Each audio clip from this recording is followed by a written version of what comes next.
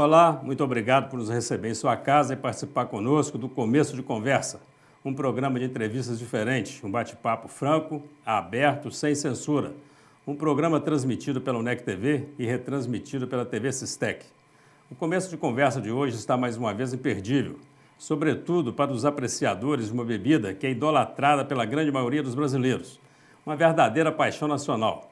Convidamos um especialista no assunto que irá esmiuçar tudo o que envolve esse líquido, tido por muitos como precioso, e também irá falar um pouco sobre esse fascínio exercido por ele nas pessoas. Não saia daí, nós voltamos já já.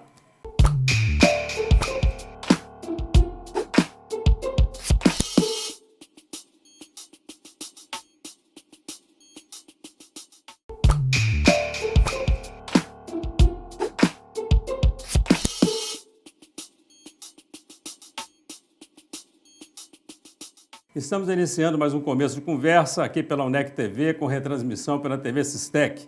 Hoje com um convidado para lá de especial, o professor Rafael Reis, da UniBH, que é o Centro Universitário de Belo Horizonte. Em pauta, a bebida que é uma das paixões do brasileiro, a cerveja. Uma verdadeira autoridade no assunto, o professor Rafael é sommelier de cerveja, especialista em tecnologia cervejeira e leciona a disciplina Análise Sensorial de Cerveja, do curso de pós-graduação em Tecnologia Cervejeira do UniBH. Além de coordenar cursos da Escola Experimente, idealizar a Cerveja dos Reis, empresa de consultoria cervejeira. Professor Rafael, muito obrigado, um prazer recebê-lo aqui nos estúdios da UNEC TV. Prazer é todo meu, tudo bem? Gente? Beleza. De onde surgiu essa sua paixão pelo tema cerveja? Aliás, a paixão é só pelo tema ou é também pela cerveja? Pelo tema e pela cerveja, paixão generalizada. Bom, começou quando começou a ocorrer a expansão lá em Belo Horizonte do mercado cervejeiro. Começaram a chegar as primeiras cervejas, mais ou menos, não as primeiras, mas começou a ter mais variedade de cerveja por volta de 2007, 2008. E nessa época teve um concurso nacional das acervas em BH. E eu participei, que eu conhecia gente que fazia cerveja, não entendia tanto, e fui, e o evento foi fantástico. Experimentei coisa que eu não sabia que existia. E aí, desde então, comecei a pesquisar. Comecei a comprar o que tinha no mercado, acompanhar, ler blog, comprar livro americano, que no Brasil, infelizmente, tem pouca bibliografia. E aí, fui seguindo esse caminho. E quando os primeiros cursos chegaram em Belo Horizonte, né, há alguns anos, aí eu comecei a fazer tudo que eu podia. Muito bem. O senhor é de Belo Horizonte? De Belo Horizonte. Nascido e criado em Belo Horizonte? Não. Nascido em Uberlândia, criado em Belo Horizonte. Nascido em Uberlândia e criado em Belo Horizonte. Com uma breve passagem pelo Vale do Aço. Ipatinga, uns 2 anos, mas tudo terra quente. Novinho. Tudo terra quente. Não dá para trocar uma cerveja por um bom vinho português, não? Dependendo da ocasião, até que dá, viu? Tem espaço para o vinho também. Gosto bastante.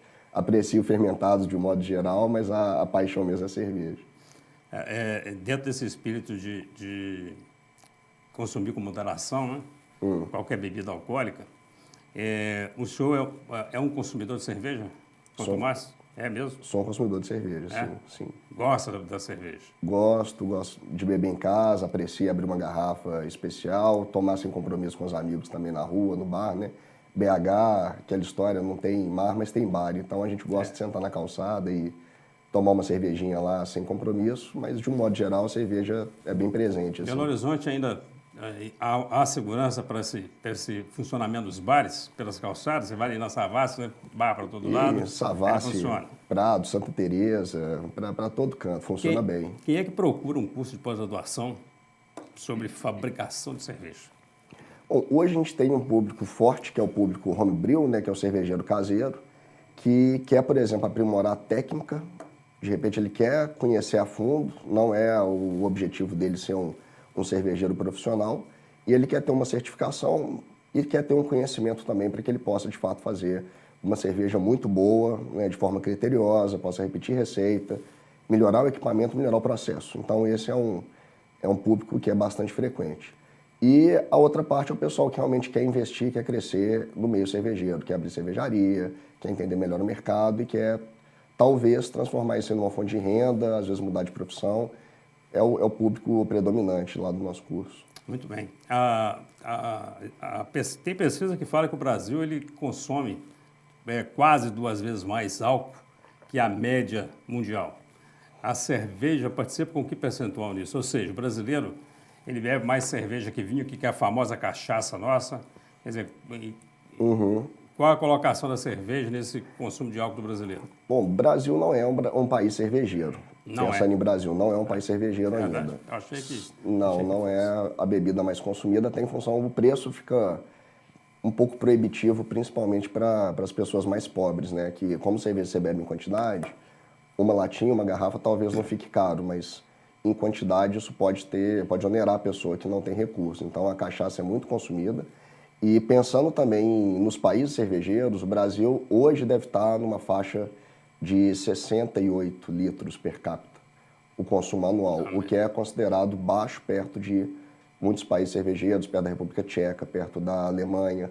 Se pegar a região, por exemplo, ali de Munique, a Bavária, o consumo está muito acima de 100 litros anuais per capita. Então, o Brasil tem uma margem de crescimento aí bem grande. Tem um mercado bom aí, né? Tem um mercado bom. Para quem está querendo investir Quem está querendo investir, não são nem os próximos anos, as próximas décadas. A gente tem uma perspectiva muito boa. Até porque assim, o consumo da cerveja artesanal nos bares aumentou muito, né? Tem aumentado, Você chega sim. antes, o cara perguntava para você 2 ou 3 nomes de cerveja, que são as grandes cervejas que oferecem no país, e hoje o cara fala, tem as artesanais, tal, tem a base de trigo, a base de mel, até de rapadura, Isso. eu já achei. Eu estava dando uma olhada no briefing que a direção preparou a respeito dessa entrevista, e eu vi que você é juiz cervejeiro, é isso? Sim. O que é um juiz cervejeiro? Bom, o juiz cervejeiro é a pessoa que está apta, né, assim como qualquer bebida, a gente pegar uma amostra dentro de um determinado estilo. Aí, quando ela é colocada no copo, a gente tem que ver, geralmente a gente analisa se ela está enquadrada dentro de um determinado estilo. Mas, independentemente disso, o juiz ele é capaz de analisar os atributos sensoriais daquela amostra, daquela cerveja, e dizer o que é positivo, o que é negativo, e poder dar uma nota para essa cerveja e apresentar correções caso existam defeitos, assim. Então, a gente é bem treinado sensorialmente para isso, para fazer todo esse trabalho visual, olfativo e de degustação e, a partir disso, preencher uma ficha técnica. Muito bem. Tem que ter esse conhecimento técnico. Então, o juiz da nota, como se tivesse... É o juiz que ajuda lá a escolher a melhor música no festival, outro que escolhe escolher a moça mais bonita no concurso de Exatamente, porque você ajuda a escolher a cerveja. Por isso você tem que beber, experimentar? Tem que beber. A gente ingere, geralmente é servida no copo de um juiz 50 ml, mas o ideal é que a gente nem beba os 50 ml. Claro que se você não tiver conseguido 50 ml, chegar ao final da análise, você pode pedir um pouco mais, mas o ideal é que a gente beba em torno de 30 ml para conseguir avaliar muitas amostras. E sempre intercalando isso com água e um pão mais neutro, né, pão de sal ou biscoito creme cracker, só para poder limpar o paladar e manter também assim, o organismo funcionando, né, você não ficar muito cansado. Né? E você teve experiência de fazer viagens internacionais no circuito da cerveja? Nos últimos anos minhas férias foram cervejeiras. Foram cervejeiras. Em termos de qualidade da cerveja, a cerveja nacional, ela perde ou é muito inferior à cerveja estrangeira? Não perde nem inferior. O que a gente tem hoje de principal problema é principalmente o que o brasileiro tem usado muito hoje, que é o lúpulo, que é responsável por conferir, dentre outras características, e dá principalmente amargor e traz aroma para a cerveja. O pessoal tem falado muito de IPA, né? Gostar de beber IPA. IPA virou um termo assim que é bem já utilizado no meio cervejeiro. E o lúpulo, ele degrada muito fácil. Então, a maior desvantagem nossa é que ele é caro e para ser transportado para o Brasil, ele chega assim, um pouco depreciado, não chega na sua melhor condição. Mas fora isso, as matérias-primas chegam em boa qualidade, tem chegado cada vez mais. E o brasileiro, por natureza, é muito talentoso, ele é criativo, ele consegue lidar com isso. Então aqui, claro, há cervejeiros bons, cervejeiros medianos, cervejeiros ruins. E cervejarias a mesma coisa, mas nós temos cervejas que não deixam a desejar para nenhum país aí do mundo. Então, o consumo de cerveja no Brasil, ele cai na época do inverno? Olha, alguns períodos, né, o pessoal aí pensando não muito assim como consumidor, né, porque como eu estou no meio assim de consumidores mais especializados no meio cervejeiro, a gente substitui, né, a gente no verão bebe cerveja mais refrescante, mais leve. No inverno, a gente consome cerveja um pouco mais encorpada, mais alcoólica. Então pensando assim... Tem cerveja para isso? Tem cerveja de inverno. Apropriada para cada tipo de clima? Sim. Para temperaturas? Mas acho que representaria uma queda, sim, porque essas cervejas, por serem mais fortes, mais encorpadas, a pessoa, naturalmente, ela bebe em menor quantidade. Mas a minha pergunta até foi para saber assim, se essa mania que o brasileiro tem de tomar cerveja, se ele toma cerveja para apreciar o sabor da cerveja, ou é aquele cara que toma cerveja porque está com sede, está com muito calor. Ou seja, por que essa questão de a cerveja, quanto mais gelada, melhor? Isso aí foi um padrão que foi criado aqui no Brasil, né? Na verdade, o brasileiro, de um modo geral, ele bebe como uma forma de socialização. Ele gosta de encontrar as pessoas e, nesse bate-papo, a cerveja ela acompanha muito bem. Agora, no nosso histórico aqui, o que se oferece é uma cerveja, né, pela grande indústria, já há bastante tempo, uma cerveja com pouca carga sensorial e pouco sabor. Mas já começa a aparecer, então, o apreciador da cerveja, é aquele cara que toma cerveja para sentir o sabor da cerveja e começa a ter uma história com a própria cerveja, como acontece com o consumo de vinho. Isso já está aumentando, cara, que é o copo certo, tem gente que já está chegando nesse nível, que pede uma cerveja, e aí o garçom vai servir num copo qualquer, ele fala, não, mas a cerveja eu quero no copo X. Aí o cara fala, mas eu não tenho copo X, eu falo, então eu não quero essa cerveja, então o pessoal já está ficando bem exigente, assim, claro que é uma parcela ainda pequena, mas é um movimento crescente, as pessoas estão se envolvendo mais e estudando mais e querendo conhecer mais sobre cerveja. Nós vamos fazer um rápido intervalo, o assunto é muito bom, a gente volta para o segundo bloco, vamos falar sobre marcas e sabores e vamos fazer uma degustação aqui. Ótimo. De uma cerveja para a gente poder entender essa diferença entre marcas e sabores de cervejas. Não saia daí, o papo está muito bom.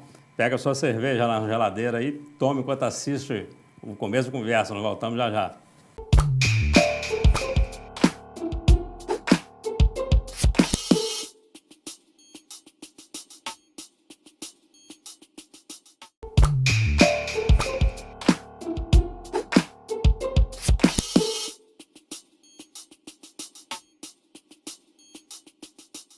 Refrescante, suave, gostosa, o que não falta são adjetivos para a nossa velha e boa cerveja. E esse é o nosso assunto de hoje. Você que está chegando aí agora vai ter a oportunidade de acompanhar o segundo bloco de uma entrevista sensacional com o professor Rafael Reis, do UniBH, e o assunto, cerveja. Professor, nós estamos falando sobre sabores, sobre gostos, marcas de cervejas. Nós trocamos nossa caneca do programa aqui por 2 copos. Eu queria fazer uma degustação aqui. Falar para nós, essa aqui é uma cerveja Dos Caras. Dos Caras. É isso? Essa é uma cerveja de trigo, qual que é a base? Tradicional? Não. Eu estou vendo uma preta, porque essa aqui é a Bravo, é cerveja preta. Isso. É isso? Essa aqui é uma alternativa, né? Aqui a gente pensar Brasil, a gente bebe bastante cerveja leve, refrescante.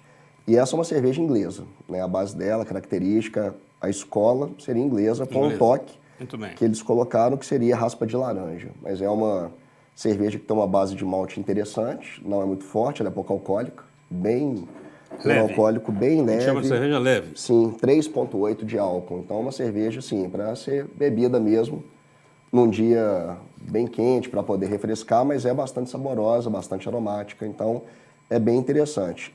Lá de Belo Horizonte, eles são a cervejaria dos caras, são cervejeiros ciganos, né? Eles produzem em cervejaria como estrutura ociosa.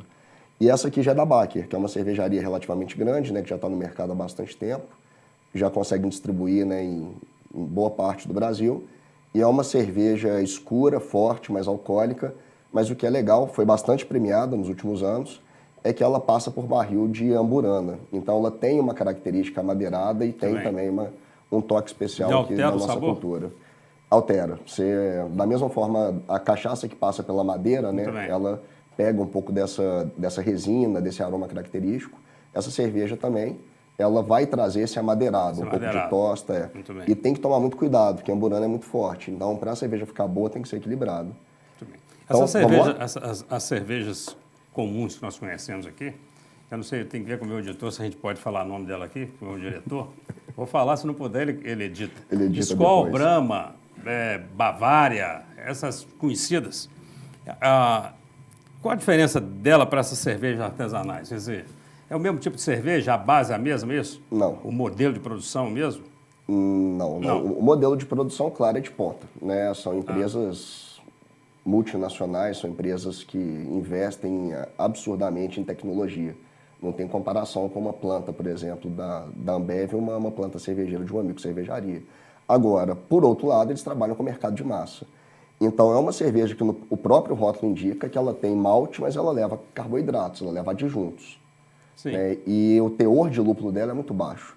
Então, geralmente, essas informações que costumam aparecer aqui no rótulo, elas indicam o teor alcoólico, escala de cor, o perfil de amargor. E se você pegar uma cerveja dessa como Brahma, o score é tudo baixo. Ela é muito clara, indicativo que não tem malte, não tem lúpulo. E você falou em perfil, qual que é o perfil de consumidor dessa cerveja? Bom, o perfil de consumidor dessa cerveja é a pessoa que está chegando, vamos pensar assim, né, para essa cerveja, não para essa. Ele saiu dessa cerveja industrializada, Sim. ele já está começando a tomar alguma cerveja diferente, uma cerveja de trigo, por exemplo, se interessou, e aí ele quer tomar uma cerveja com um pouco mais de complexidade de sabor, mas não extrema, sem ser muito amarga, sem ser muito alcoólica. Então, na escadinha, ele quando começa a se interessar por uma cerveja diferente, né, com uma característica assim, mais saborosa, mais aromática, ele passa por ela. E aqui a gente já tem um consumidor que seria um cara que já, na escada, ele já está lá em cima. Já está lá em cima. É o cara que está tomando vinho português de ponta e tal. Seria esse comparativo. Lá, só toma uva taná, o cara já está escolhendo a uva que faz o vinho. Isso, ele entende que é uma cerveja que ele não consegue beber tantas garrafas, que ela tem que ser bebida mais lentamente, mais apreciada, porque ele aguenta estrutura. Vamos abrir quando a gente vai conversando? Vamos, claro, melhor, né? Esse é o primeiro programa nosso que eu vejo a equipe toda aqui de apoio babando, viu? E a equipe todo mundo babando e nós vamos experimentar. E é uma maldade que nesse primeiro momento eles não vão poder, beber, não. né? Mas eles vão ter que acreditar na gente. Não vão poder ali. Ela tem uma cor, é como se fosse um fosco, né? Não é uma coisa límpida como a cerveja dessa industrializada.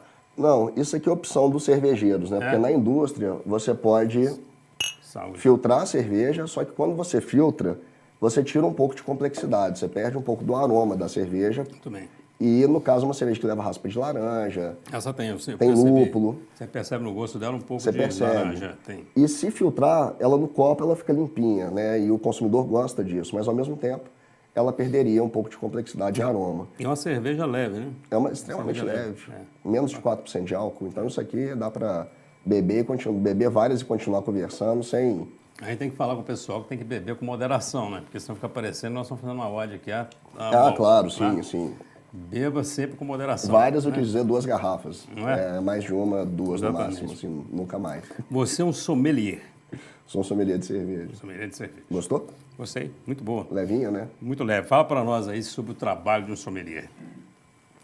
Hoje, sommelier, o pessoal confunde muito o que seria um trabalho de sommelier, porque acaba que tem muita gente já assim, bem estabilizada, com uma boa profissão, que resolve fazer um curso de sommelier para poder entender mais sobre a cerveja. Mas um curso de sommelier, ele é voltado para o serviço. O sommelier, ele é aquele cara no restaurante, que é o garçom, por exemplo, que acaba se especializando um pouco mais numa área. Então, ele é uma pessoa que trabalha no empório, no supermercado, no restaurante, mas que entende de cerveja. Mas é um curso voltado para serviço.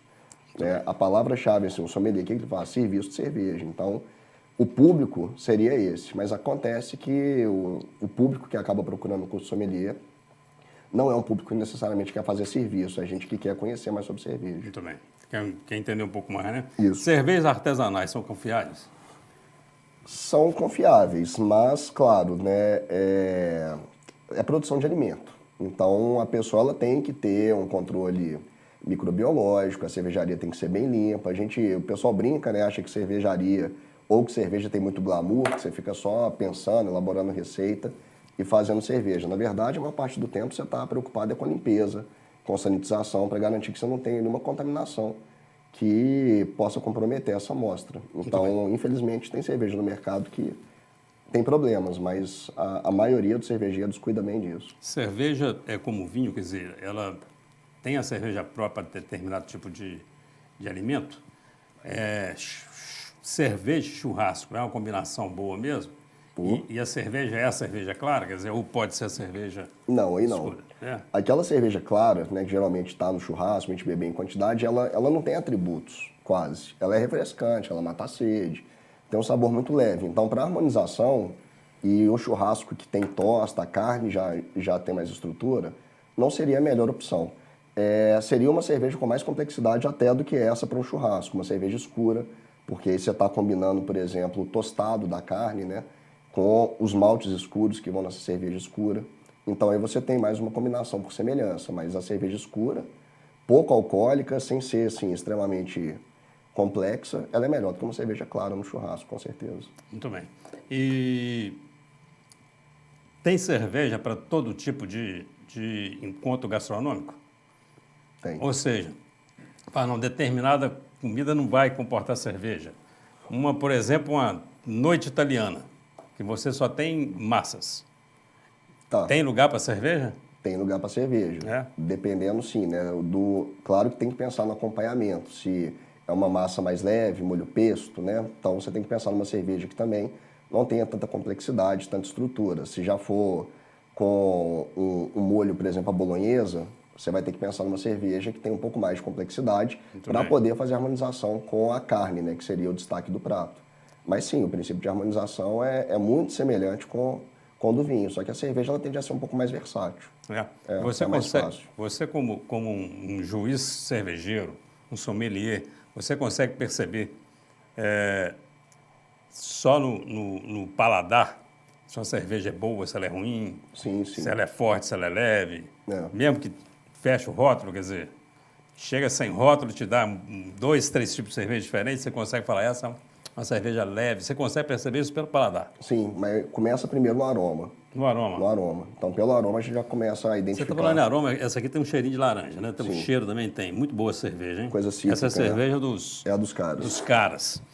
Eu tomei uma cerveja numa cidade chamada Conservatória. Não sei se você conhece, estado do Rio de Janeiro. Cidade musical, seresteira. Um restaurante chama Restaurante das Meninas. E tinha várias cervejas à base de trigo, à base do seu galá, e vem uma com esse aroma, o sabor de rapadura.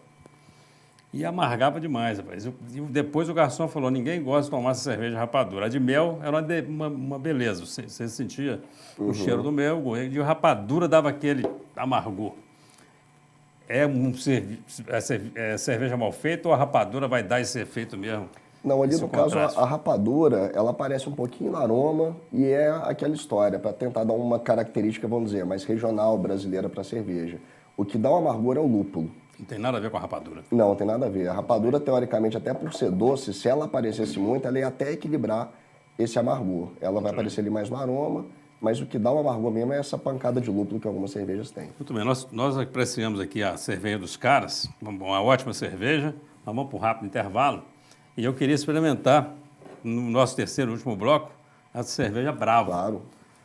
Nós estamos falando aqui com o professor Rafael Reis, ele é professor do UniBH e coordena um curso de pós-graduação nessa área da cerveja.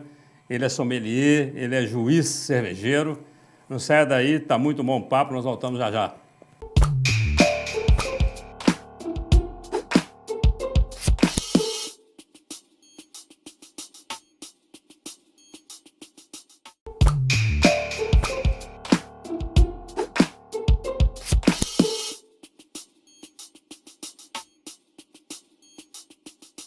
Ela está presente nos principais momentos da vida dos brasileiros. Nós estamos falando da boa e velha cerveja. Você que chegou aí agora vai poder assistir o terceiro e último bloco de uma entrevista sensacional com o professor Rafael Reis. Ele que é professor do UniBH e está trazendo aqui para Caratinga o curso de pós-graduação em fabricação de cerveja. É isso mesmo, professor? É, isso mesmo. Muito bem. Fazer o povo da região produzir cerveja. Nós experimentamos aqui, no segundo bloco, a cerveja dos caras, uma cerveja artesanal com a base de laranja, ela tem Raspa de laranja. raspa de processo, laranja, tem um sabor muito agradável. A cerveja chama cerveja clara leve, é isso? Essa seria, sim. Muito bem. Aí eu queria experimentar agora a cerveja Brava. A cerveja preta, é isso? Uma cerveja mais encorpada, professor? Isso, bem encorpada, bem complexa. E o que ela tem de diferente da cerveja preta tradicional que a gente acha aí na industrializada? Além de ser bem mais assim, forte, intensa, alcoólica, ela passa um tempo em barris de amburana, que são usados também para envelhecer cachaça. Então ela pega a complexidade da madeira, então é a principal diferença em relação... Quanto tempo fica uma cerveja num barril desse, até ser engarrafada? Amburana não pode ficar muito tempo, não. Geralmente você deixa algumas semanas e também não deixa a cerveja todo o volume no barril. Você tem que fazer um blend. Coloca uma parte no barril e depois você mistura com a cerveja que não passou pelo barril para poder ficar mais equilibrada. Porque a Amburana é uma madeira extremamente forte. Brinde, saúde. Um brinde. É. Uma curiosidade. Você chega num restaurante, num bar, num boteco, você pede uma cerveja e o cara pergunta, com espuma ou sem espuma? Espuma sempre. É? Espuma sempre. É mesmo? Sim. Eu achei que quanto menos espuma, melhor. Que vinha mais cerveja. Não entendi. Exato, Eu achava que era a lógica seria um pouco essa, mas a carbonatação, primeiro o aspecto visual, né? O copo fica mais bonito quando ele tem 1 ou 2 dedos de espuma. A pessoa colocar também até aqui de espuma e só isso aqui de cerveja é maldade, mas assim, de 1 a 2 dedos, o aspecto visual é mais interessante e a espuma ajuda também a preservar um pouco a temperatura e ela contribui também para à medida, né, que você agita o copo, você forma essa espuma para subir os compostos aromáticos. Se o garçom abrir uma cerveja, virar no copo e não deu espuma, tem algum problema com a cerveja? Ou com o copo. Se o copo estiver sujo, engordurado, sim, o famoso copo sujo já atrapalha a espuma. E essa história do copo guardado no congelador? Tem bar que oferece isso como diferencial. Então a cerveja vem gelada, vem no isopor, o cara ainda abre o congelador e vem com um copo gelado para ser servido. É bom ou ruim? Tem que ser gelado mesmo? Não, estratégia de marketing. A cerveja muito gelada, é igual, por exemplo, uma cerveja como essa que é complexa, se ela estiver muito gelada, você tem uma sensação de ela anestesia. Então você não sente toda a complexidade dessa cerveja. Então é legal que ele esteja numa temperatura intermediária. Mas para essa cerveja que é vendida estupidamente gelada, você coloca num copo também estupidamente gelado, combina. É legal, ajuda a manter gelado, mas é mais para marketing mesmo. O que leva as pessoas a consumirem, mesmo o Brasil não sendo um dos principais consumidores de cerveja do mundo, mas é um grande consumidor de álcool, né? O que leva as pessoas a consumirem tanta cerveja nas contas dos brasileiros? Porque o Brasil acha que consome muita cerveja. Calor? Clima primeiro, ajuda? Clima ajuda demais. E esse fator cultural também, né? A gente acabou criando essa ideia, juntamente com um país festivo, né? E toda a nossa festividade, o nosso processo de socialização, de um modo geral, tá associado com a cerveja. Então, futebol, carnaval, nós temos o nosso churrasco, né? Que é um encontro típico. Então, isso está bem inserido já na nossa cultura, mas com certeza o clima, esse calor, né? A gente tem aqui um país tropical, isso interfere muito. A gente sempre fala sobre consumir com moderação e tal, mas o vinho, por exemplo, já se fala, e está comprovado isso, que um pouco de vinho faz bem à saúde, né? Cerveja, traz algum benefício à saúde? Traz. É possível isso? Sim, é possível, que além também de ter vitaminas, né, tem muitos minerais que são importantes, né, para o nosso organismo.